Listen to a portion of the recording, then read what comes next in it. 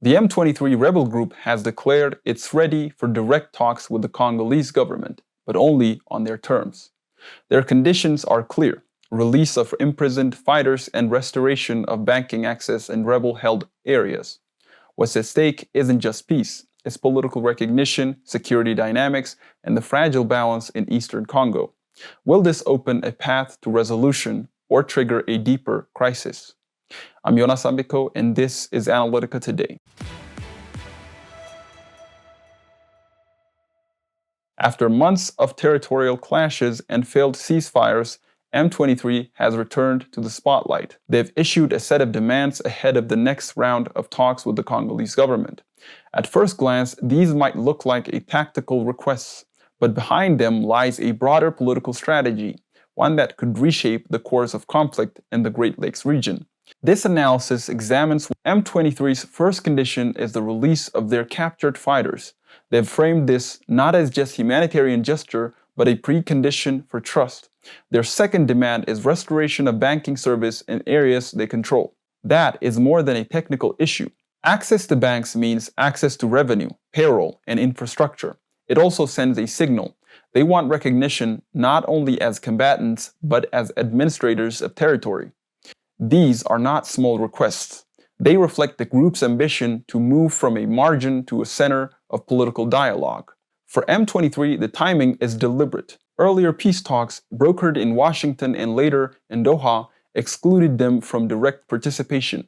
Even as regional powers like Rwanda and Uganda sat at the table, M23 was left on the sidelines. Now the group is pushing back. Their message is simple: if you want peace, talk to us directly, not through proxies, not through back channels.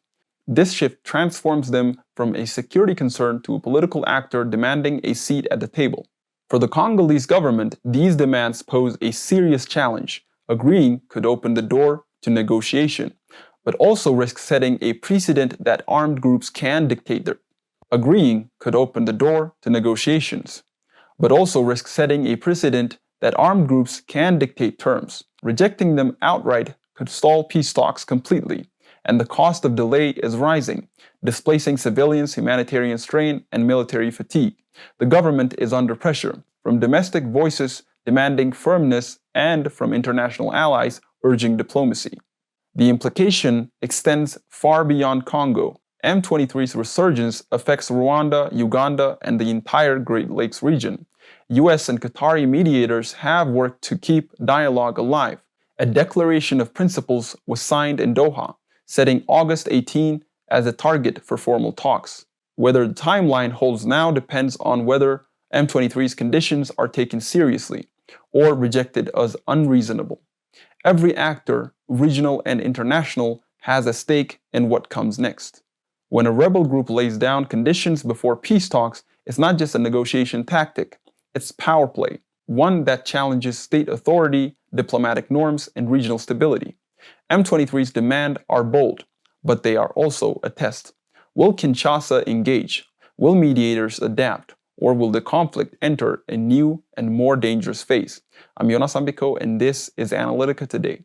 If this briefing gave you insight, share your thoughts, stay informed, and follow the developments as they unfold, because Eastern Congo's future may hinge on what happens next.